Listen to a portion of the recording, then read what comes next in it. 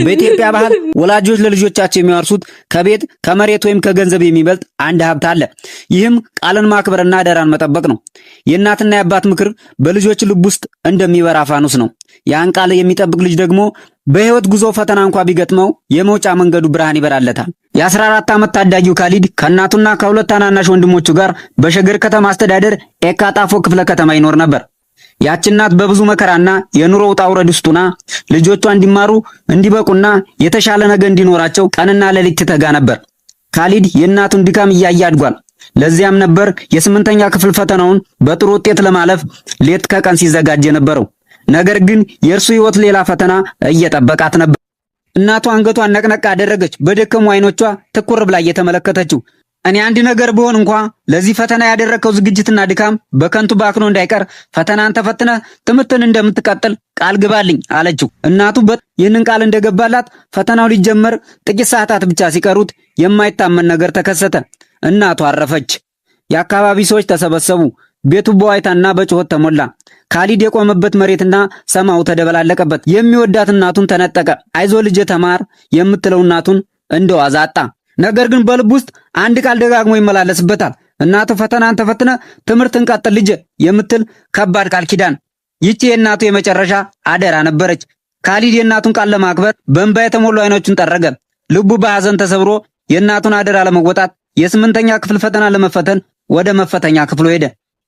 በፈተና ጣቢያው የተቀመጠው እንደ ሌሎች ተማሪዎች ሆኖ አልነበር። እናቱን አጥቶ ከሐዘን ጋር የሚፋለም አንድ ጀግና ልጅ ሆኖ ነበር። ብሩን በእጁ ሲይዝ ጣቶቹ ይንቀጠቀጡ ነበር።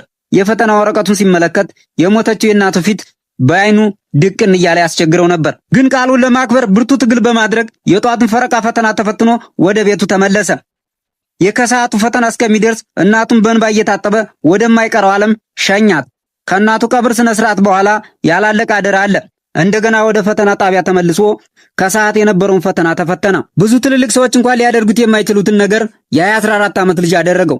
በዚያች ቀን ካሊድ የ8ኛ ክፍል ፈተና ብቻ ሳይሆን እናቱ የሰጠችውን የቃል ኪዳን ፈተና ጭምር ነበር የተፈተነው። የዛሬው የካሊድ ታሪክ የሚያስተምረን ቃል ኪዳንን ለመፈጸም የትኛውንም ፈተና በጽናት መወጣትን ነው። እናቱ ዛሬ በስጋ ባትኖርም በልጇ ውስጥ ያስቀመጠችው አደራ ተከብሮ ይኖራል። የእናቱ ሞት ከተሰማ በኋላ አንዳንድ ደጋግ ሰዎች ካሊድን በገንዘብ ለማገዝ በአካባቢው ኡስታዞችና ሽማግሌዎች ስም 3 አካውንት ተከፍቷል። በከባድ ሐዘንና በስነ ልቦና ጫና ውስጥ ሆኖ በሚኒስትሪ ፈተና ወቅት በሞት የተሰናበቱትን የእናቱን አደራ ለመወጣት በእንባ እየታጠበ የተፈተነው ታዳጊ ካሊድ ካሲም አስደማሚ ውጤት በማስመዝገብ ወደ 9ኛ ክፍል መሸጋገሩ ተሰምቷል። ይህ የታዳጊ አነቃቂና ልብ የሚነካ ታሪክ በብዙዎች ዘንድ ከፍተኛ አድናቆትን አትርፏል።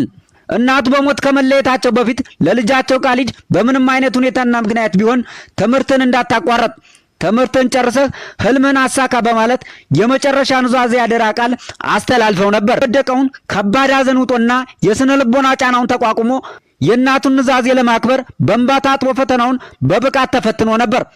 የኦሮሚያ ትምህርት ቢሮ ይፋ ባደረገው የ8ኛ ክፍል ክልላዊ ፈተና መረጃ መሰረት ጠቅላላ ውጤት 545.84፣ አማካኝ ውጤት 77.98፣ ፐርሰንታይል ውጤት 86.6 በማስመዝገብ ወደ 9ኛ ክፍል መሸጋገሩን አስታውቋል። የእናቱን ኑዛዜ ያከበረ መንፈሰ ጠንካራ ታዳጊ ለሁላችንም የቁርጠኝነት የጽናትና የወላጆችን አደራ ማክበር ትልቅ ትምህርት ሰጥቶ አልፏል። ካሊድ በከፍተኛ ውጤት ማለፉን ሲሰማ መደሰቱን በመግለጽ በኢትዮጵያ ሕዝብ ጸሎትና ድጋፍ መሆኑን ተናግሯል። የቀጣይ ጉዞ የተሳካ እንዲሆንም ሕዝቡ ከጎኑ እንዲሆን ጥሪ አቅርቧል።